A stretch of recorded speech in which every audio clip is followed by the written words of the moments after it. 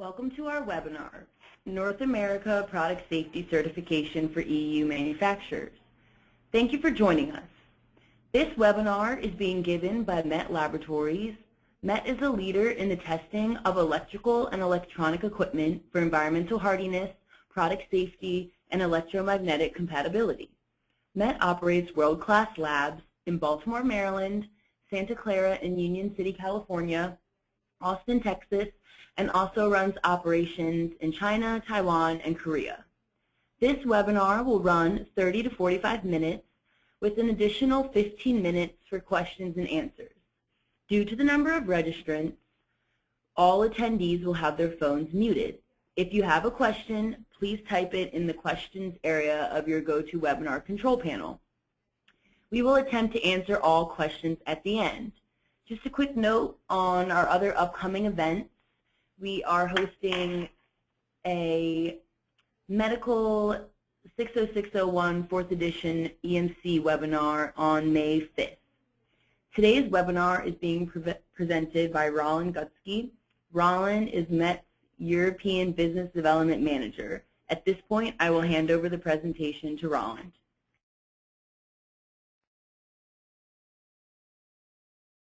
Okay, good morning, folks. As Sarah told you, my name is Roland Gutsky, and I am the Business Development Manager for our European operations. I've been with MET Labs since 2011, and I am currently based in Austin, Texas.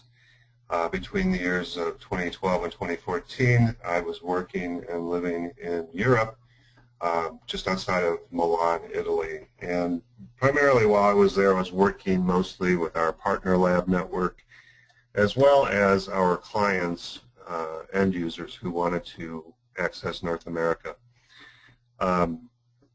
This presentation is going to describe to you the requirements for electrical products used here in North America, which is obviously going to include Canada. We're going to talk in terms of Canada pretty much just as we would for the United States, because the systems are virtually identical for all intents and purposes. If you were invited to this presentation by one of our partner labs, your information will be passed back to them, and then you can follow up with them as far as pursuing a program for North American certification. We do this presentation about this time every year, and the intent is to broaden our exposure and to help our partners secure more work from their European-based clients.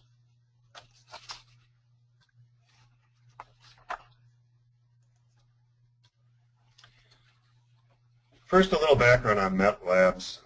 We were founded in 1959 in Baltimore, Maryland, and began as a company that was doing a lot of field testing that was primarily geared toward distribution systems for utility companies. So our founder, Leonard Fryer, would travel up and down the east coast of America and test installations and substations for people like Maryland Power or North Carolina Power. But over time, he was getting requests to do product safety testing for some of the western states, I believe Oregon and Washington. And at that time, there wasn't any kind of rules as far as national coverage goes. So if you were testing in Florida or you wanted to sell in Florida, you had to meet their requirements. It was very segmented. So, but in 1978, OSHA opened up the product safety market, but one of the things that they did was they published some legislation which we had some problems with as an organization. We'll talk about that a little bit later. But MET's been around since 1959. We began offering FCC testing in 1979, pretty much right as the birth of the IT industry took off. We became the first NRTL in 1989. Also began NEBS testing, which is the requirements for the telecom industry in the United States. If you want to sell your products to Verizon or AT&T, NEBS testing is something that you're most likely going to have to do. In 1999, we opened our Union City, California office, established operations in China in 2006, opened a second California lab in 2008, and we celebrated 50 years in business in 2009. In 2011, we opened our lab in Austin, Texas, which is where I was hired. And then, again, I spent a couple of years in Europe from 2012 to 2014. And just recently, our lab was recognized and admitted to the Wi-Fi Alliance. This shows you the geography of where we're located. As I mentioned, Baltimore is our headquarters. We started there. And probably almost half of our entire workforce is located in the Baltimore area.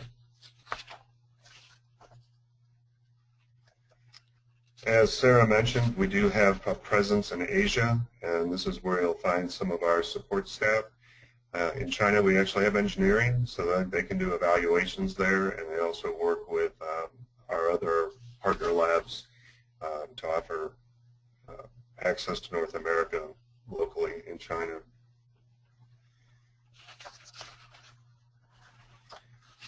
This is a map of our partner locations in Europe. As you can see, it's pretty well covered.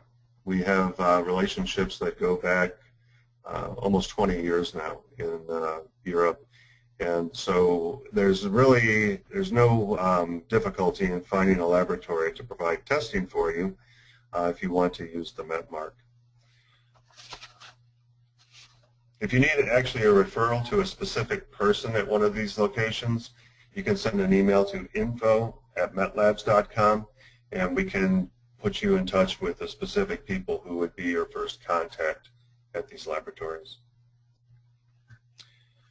Now that you know a little bit about us and about our network, we're going to talk about the NRTL program, the Nationally Recognized Testing Laboratory Program. What are NRTLs? Well, they're independent testing laboratories that are accredited by OSHA, the Occupational Safety and Health Administration. The standards that are under the NRTL program were written and developed by U.S.-based standards writing organization. ANSI, AAMI are just a few. There are also Factory Mutual, UL. There's a very large group of standards writing organizations that contribute to the NRTL program. Again, as I mentioned, the Canadian system mirrors the model that we use in the United States, so for all intents and purposes, we will speak about those interchangeably. As I also mentioned a little bit earlier, the program for certification was not at the national level until the early 70s. And at that time, OSHA was established, and one of the first things that they published as far as legislation goes was a statement saying that any product used in a workplace must be tested and marked by a nationally recognized testing laboratory such as UL or Factory Mutual. The gentleman in the lower right-hand corner of this slide, the one to the left, is Leonard Fryer. He's the founder of MET Labs. And he immediately filed legal action against the federal government and basically said two things. One, you could not use a term like nationally recognized testing laboratory unless you provided the criteria to which that label would apply. And also, he said you can't use specific company names in your legislation because you're basically setting up a monopoly. In this case, it was a duopoly because there was two companies mentioned. In 1983, a federal court ordered the language that referred to those specific companies to be removed. And the whole process took about 13 years between the time that he initiated legal action until 1988, when actually OSHA established the NRTL program. Since MET Labs was the one that was raising the issue, we were actually the first ones ever audited by OSHA. Up until that point, they had never done an audit, and they sent about 14 inspectors in for 2 weeks. And at that time, Met only had about 25 employees. But in 1989, we were awarded that certificate, which he's receiving right there from the Department of Labor, the OSHA director, and that established Met Labs as the very first nationally recognized test lab. So what does it mean to be certified? What we do is we test your product to the safety standard that is applicable to the product. So when you say that your product is certified, it means that you've met the minimum requirements of the appropriate safety standard. And it also means that the testing was done by a nationally recognized testing laboratory. Also, the manufacturer indicates this by the use of our mark. If you have the mark on the product, it means that it was tested by that particular lab and to that standard, if you want to list the standard. It also means that following the product certification, you're going to be subject to surveillance. One of the things that is different about the United States is that you don't just test the product, put it on the market, and be done with it. The system that we have is traceable, and it's also something that requires ongoing conformity, and you need to monitor production in every manufacturer who has a certified product. Well, a lot of people ask me, does my product need to be tested? Well, these are areas that will tell you whether or not your product needs to be tested. The National Electrical Code, which applies, it's basically the building code for the United States, makes references over and over to certified products. In the workplace, it's under OSHA's jurisdiction. The Code of Federal Regulations requires that things that are used in a workplace be marked and be certified. The whole intent of the program was to improve workplace safety. So unlike Europe, self-declaration is not recognized here. If you want to sell your product and you want it to be certified, you must have it tested by a third party, and it has to be an NRTL. Also, other factors that come into play are insurance regulators. People who insure businesses, they will have requirements that instruct people who have their policies that if they're going to use machinery, equipment, tools in their workplace, they have to be marked. Buyers and product users, typically retail buyers, if you want to sell your product in one of the big retail outlets in the United States, it could be Walmart, Best Buy, Sears, Home Depot, their purchasing departments all have requirements, and anybody of any size is going to require that your product be marked by an NRTL. So this is what a mark would look like if you were to come to Met Labs and pass the certification and be issued the right to use our mark. All of these marks, regardless of which lab does it, is going to identify which lab did the testing. In the lower left-hand corner, you'll have a C and a US, depending upon which country you want to sell in. In the United States and Canada, most of the standards are pretty well harmonized, so usually if you're testing for the United States, you will do Canada at the same time as well. A few instances where they're very different, it could be a little bit more effort, but most times if you're testing for the United States, testing for Canada is not much of a burden. The safety standard, we recommend that you put that on the label. That way people know exactly what that product has been evaluated against. And the one really important piece of information here is the listing number. That is a requirement in North America. You must put a listing number on the label so that it can be tracked. There has to be a means for people to ensure that the mark that they see on your product is in fact valid. So you can go to the database of any NRTL and whatever name is on the label, you match that up with that listing number, and you'll be able to pull that up in an online database. There's one popular misconception, and it's a question I answer very often, and it's, since UL writes the standards, doesn't UL have to test the product? Not at all. The requirement is that your product be tested and marked by a nationally recognized testing laboratory. At present, there's maybe 13 laboratories around the world that have the designation of NRTL. As long as the standard that applies to your product is in the scope of that laboratory, they're eligible to provide an NRTL mark, which will satisfy the requirements. So what does an evaluation do? Well, basically, every safety standard is written to mitigate hazards. These are the 7 hazards that it's going to address. And it doesn't mean that every possible hazard has been mitigated, but if you meet the basic requirements of the standard, at least these are covered. And how do we go about doing that? Well, basically, an investigation is broken into 2 parts. There's a constructional review, and then there's the actual testing. During a constructional review, we're going to go through a standard clause by clause and make sure that you meet the requirements of the standard. Every clause has one of 3 verdicts. It could either pass, fail, or it could be not applicable. So if you're testing for 6950, it's going to cover a lot of requirements, everything that's going to address those 7 hazards.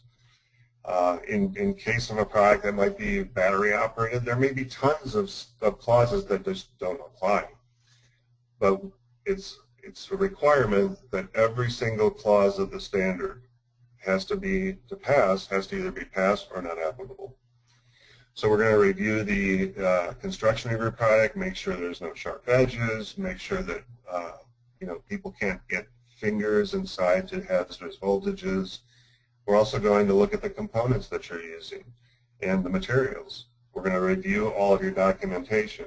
One thing that's very common in a safety evaluation where people a lot of times fall behind is in their documentation. The standards are very clear with respect to what warnings need to be in your documentation, and every clause has to be satisfied, and documentation is one of those. So once the constructional review is done, you'll be given the opportunity to address any kind of findings. A finding is any clause that doesn't meet the requirement.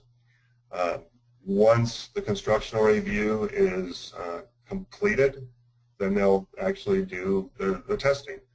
And there's any number of tests that could apply to your product. This list just tells you some of the most common ones. And those vary dependent upon your product.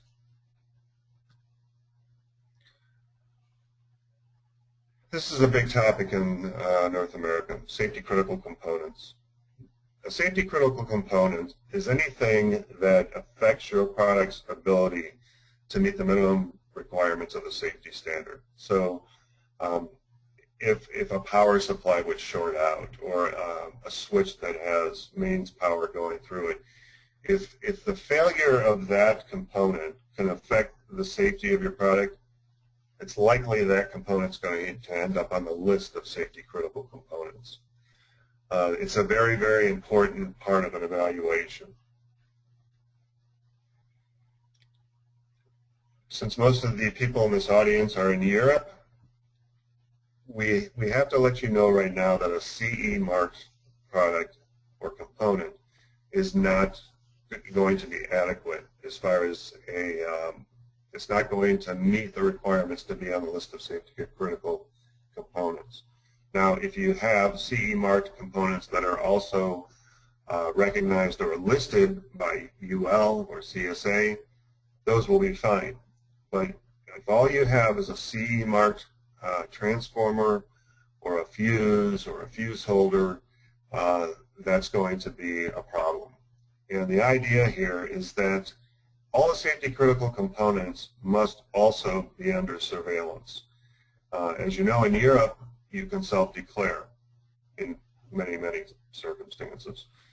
And in the United States, that's just not an option. Anything that is safety critical must also be under surveillance. And it doesn't mean that we can't approve your product with a CE marked transformer or some other product, but there's going to be an evaluation done to that particular component to the applicable standard. So if you're using a CE marked transformer and it doesn't have a UL mark on it, we're going to evaluate that to that UL standard for the United States and Canada if you choose to sell in Canada as well.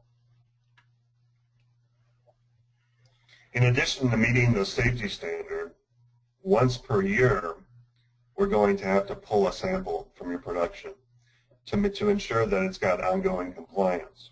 If you're buying a CE marked product, there's no surveillance at your supplier because it's not required.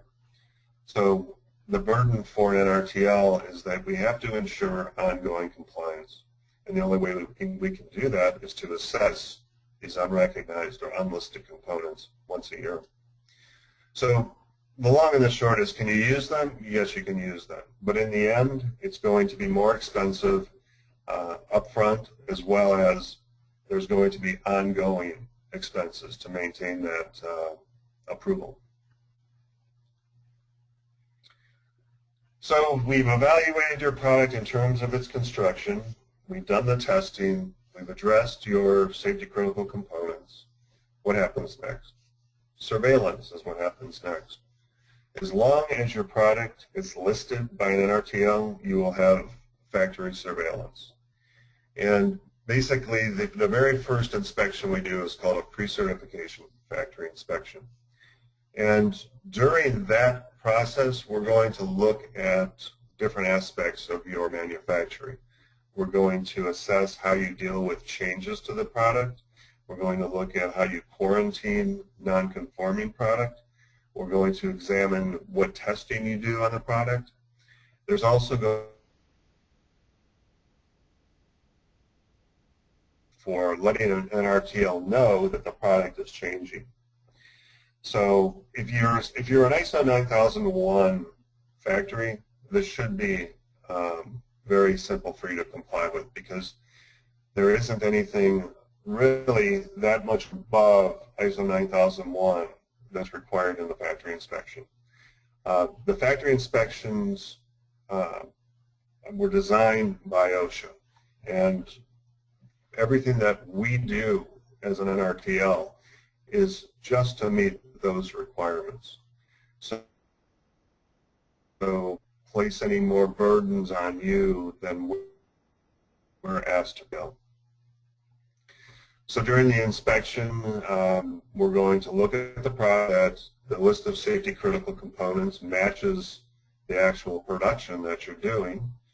We're also going to ensure that any production line testing that is called out in your NRTL report is in fact being performed, and that you're keeping records, and that the equipment that you're using to do that testing is calibrated annually. That's one of the requirements. So this is the maintenance that I'm talking about with a listing. Once we get through the pre-certification inspection, you will be issued a letter that says you now have the right to use the mark. And then we have regular production line testing, monitoring through our regular visits. And then we're going to talk a little bit about how you modify your product. So the MET mark indicates that you've met the requirements of the standard for US and Canada, or either one, and that you're committed to the safety standards and the quality of your product, and that your product quality is controlled through a third party. If your product changes, we understand that almost no product is static. This is the process that you would access to notify an NRTL that your product has changed. Basically, the most important thing you want to remember about a project amendment is that it must be done before you actually make that change. If an inspector comes to your factory and finds that the product has changed, there's a number of different remedies that could include not allowing you to mark the product until the NRTL report has been updated. So whenever you make a change, and this also includes a change of address, if you move your factory, if you change suppliers on a particular component, all of these kind of changes have to be first communicated to your NRTL so that they can update your file. You know, in the case of components, sometimes all we'll need is data sheets and ensure that the component that you now want to use in this product is also listed or recognized, and that you know, it's got the same ratings, and it's not going to have any effect on the overall safety of the product. But again, make sure that you do that. Go through this TAR process before you have make the change in your manufacturing. So why do we do all this? Well, there are different authorities having jurisdiction. And basically an authority having jurisdiction is just somebody who ensures that requirements are being met. And it could be building inspectors. They're looking at things like wiring and appliances. They want to make sure that where the law calls out a certified product to be used, that in fact that's what's happening. And we have them at all levels of government here. You know, at the federal level, you have OSHA, you have state inspectors, local inspectors, building inspectors. If you set up, you know, at events, so there's a lot of events where you have outdoor events, and there's all kinds of electrical equipment that's used in that kind of a setting. There are inspectors that come around and look at all of those installations to ensure that the public is safe. Now, not all products are tested in laboratories. Some things are they just don't lend themselves well because they're either big or it's a one-time installation. So there are other ways to get your product approved. And there's testing at manufacturers' locations. There's some companies who make, say, vending machines for soda companies. They make all kinds of varieties of vending machines. It's very popular to do witness manufacturers. We witness manufacturers testing in their locations. If a major soda company needed to ship a vending machine every time they came out with a little bit different version of one, it would be very impractical. So a lot of big manufacturers who have a lot of resources, they have their own accredited laboratories in their factories. And there are different ways that an NRTL can become involved with those manufacturers to offer certification on their products. Also, the CB scheme, this is the international scheme. If you have a product and the standard that applies to it is one that is harmonized and fits into the CB scheme, this allows you to do testing once and then have the basic requirements for product safety met in about 40 to 55 countries. Then it depends. Some countries still require retesting. It really depends on the particular economy. But the CB scheme is a huge improvement over the way things used to be done. It's actually one of the reasons the CE mark it works so well in Europe is that you don't have to worry about what am I selling in Belgium or France or Spain or Germany. If you have a CE mark on your product, it allows you to move that product anywhere within those countries. The CB scheme was an attempt to broaden that ability. Also, it says field labeling here. What that refers to are one-of-a-kind kind of installations. And we see this in places where you have huge pieces of equipment or very expensive pieces of equipment, and they're custom. The requirements are still the same. It's a piece of equipment used in a workplace, so it must be addressed by a nationally recognized test lab, but there's provisions to allow NRTLs to do this kind of investigation on site. It's limited as to the transferability of that product to a different location, but it's enough to meet the requirements. So these are the things that I would hope that you would take away from the presentation. OSHA, which is part of the Department of Labor, they are the ones responsible for accrediting nationally recognized test labs. All equipment that is used in the workplace must be marked and certified by an NRTL. The standards that we use here are all developed by North American standards organizations. There are requirements that are not in law that are going to affect your ability to sell that product, and they're going to be things other than federal requirements. We talked about buyers having requirements if you want to sell through retail channels. It's a big factor as far as whether or not you need to test your product. And the market surveillance safeguards the system. Any product that you pick up that has a listing mark on it, that file number gives you the ability to track that product and ensure that it was in fact tested and certified. We like to bring this up when we do these presentations. If one of these standards applies to your product, this is just some information you should know. UL 508A is the standard that is applicable to industrial control panels. If you manufacture control panels that control other equipment, usually huge installations, the second edition is now required. And if you make products of that type, it would be to your best interest to ensure to get a copy of that new standard. The lighting category, it's a really huge category, especially in Europe. The CB scheme categories are not recognized by the United States, and that causes a lot of problems because of the need to retest to UL 1598. Right now, these two standards are being reviewed by OSHA, and the hope is that they will become harmonized and we will now be able to do testing to a harmonized standard. It's going to make things a lot quicker, a lot less expensive. Also, OSHA, within the last 12 to 18 months, has recognized the safety standard for medical products that is based on the IEC 60601 third edition. All of the NRTL scopes have been updated now, so if you do a product in Europe and you're doing it to the CB scheme, we can now just accept a third edition CB report. Prior to this, we had to have you do both a second edition and third edition.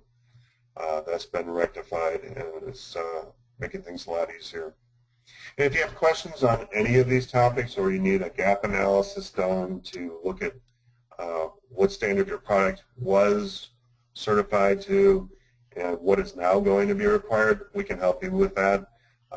If you send an email to info@metlabs.com, we can feed that request back to one of our European partners, and they can help you address that locally. Thanks again for taking the time to attend this webinar, and I hope you found it useful. And I believe at this point, Sarah will open it up to any questions that may have come in during the presentation. So that concludes the presentation portion of the webinar. Tomorrow, an archived copy of this webinar will be available on metlabs.com, and we will send a follow-up email with a link to this file. Now we will answer questions. If you have any questions, please type it into the questions area of your control panel, and for questions that we can easily address now, we will read the questions aloud and then give an answer.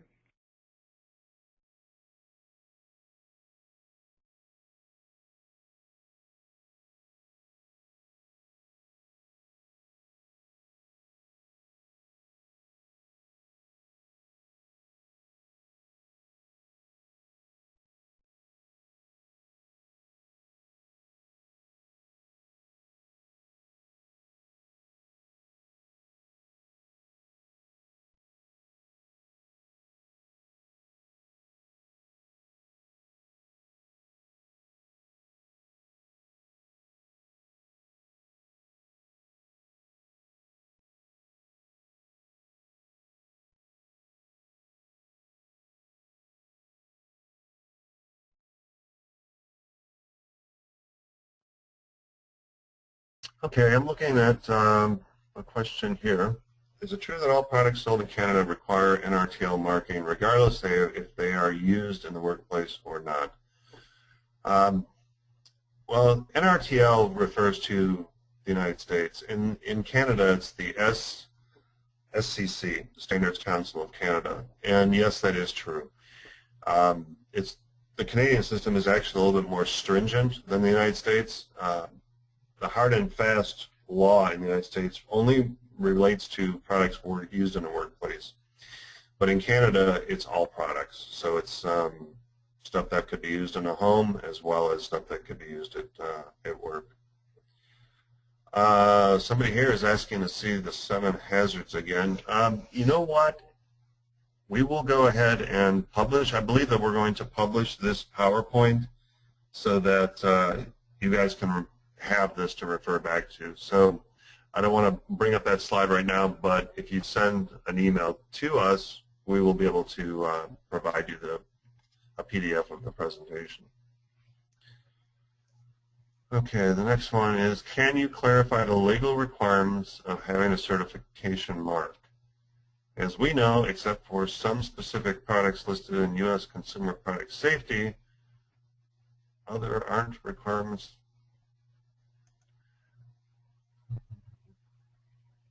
Again, this talks about the requirements and whether or not your product needs to be certified. As I mentioned, products that are sold or used in a workplace must have a mark. But if your product is sold through retail channels, while it's not covered by law, it's very difficult to sell your product to a large retailer. And I always tell people that the only things we have in greater abundance in the United States than guns are lawyers. So while you may not legally have to mark your product, no one of any size is going to take a chance to sell your product if it has not been tested. There are just too many competing products that have certification. They're not going to take a chance putting something that's potentially dangerous on a retail shelf. It's just not going to happen. Next question, do you provide UL standard monitoring if we are certified by your company? Our marketing department, as well as our product safety department, does a really good job keeping our clients up to speed on the major changes in safety standards. We are usually way out in front of those changes. So is it some sort of organized contract, or is it some sort of service that you pay for? No, it's just something that we do. We're involved with product safety every single day, and as we learn things, we pass them on to our clients. Do we have laboratories in Mexico? No, we do not have laboratories in Mexico. California is our closest laboratories to Mexico. But if you want to send an email to info@metlabs.com, we can talk to you about your requirements and possibly find a laboratory that would be close for you.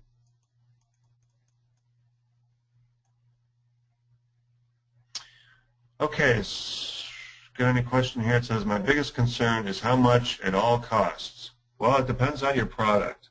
If you have a product that you would like to have tested and certified, again, just send us an email at info@metlabs.com. You just give us your contact information, or if you know who sent you the invitation to this webinar, we will refer you back to the contact person at that partner, and they will be able to assist with local testing. But the first step would be just to contact us, and then we can work from there. It says, what is a non-listed component? Okay, a non-listed component is something that has not been assessed by a laboratory. So if you have a power transformer or a switch or a fuse, there are standards that apply to all of these different components. If the product is not recognized or listed, it means that somebody has designed and manufactured this but there hasn't been any kind of verification that it meets the requirements of the applicable standard. In Europe, you can self-declare if you're a manufacturer of a component, but in the United States and Canada, that is not acceptable. We have to be able to ensure that safety critical components are under surveillance. And the only way you get under surveillance is to go through a certification process or a recognition process, and then you become a factory that is inspected quarterly or twice a year, and your manufacturing is evaluated. So yes, you cannot use unlisted or unrecognized components in your products here. If you do, we're going to have to assess them on their own, which is a separate operation. Okay, another question. Will the webinar presentation be available online? Yes, and I believe that Sarah's group will be contacting all attendees subsequent to this, and I believe the audio as well will be available in our archives.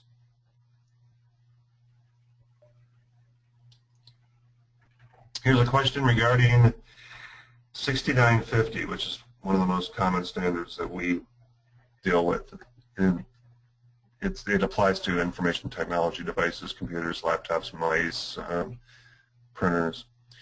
It says, do you know how the pending withdrawal of IEC 6950 will affect matters with testing to IEC 62368?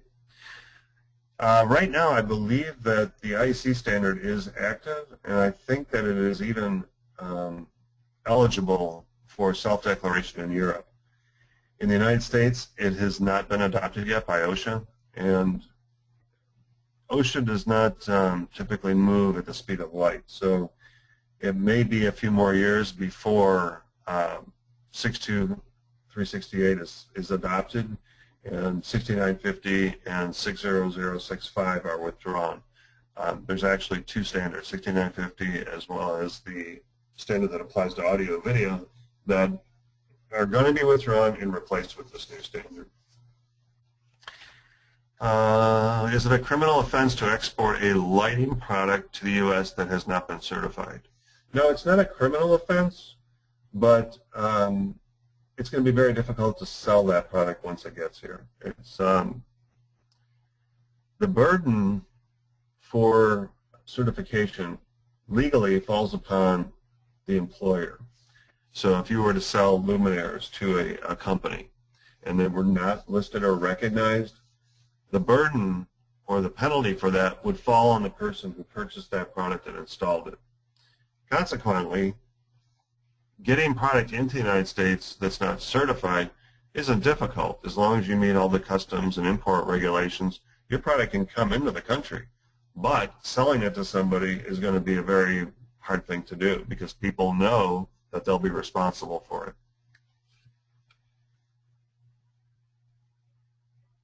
I'm reading the next question here.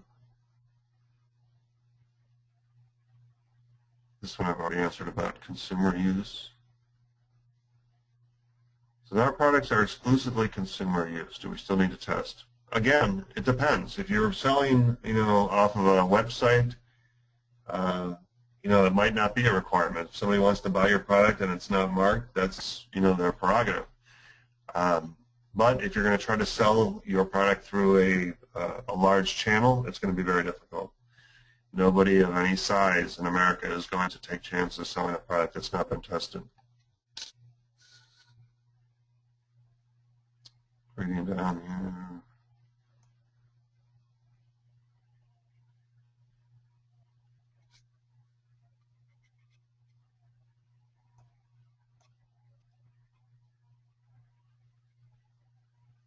Okay, and the last question, with regards to the new low voltage directive, when will this completely replace 2006/95/EC? I do not know the answer to that question, but I will ask Sarah to follow up with our safety team and see if they know the answer to that question. But no, I do not know the answer to that. There's a couple other questions here that are very specific, so I'm going to deal with those offline. But I think that covers all of the questions that were submitted. So I'll turn it back over to Sarah. Okay, great. And so if there are any additional unanswered questions, again, you can contact us via phone or email. Tomorrow I will send out the follow-up email that will include a link to the presentation, and that concludes our webinar. Thank you for joining us today.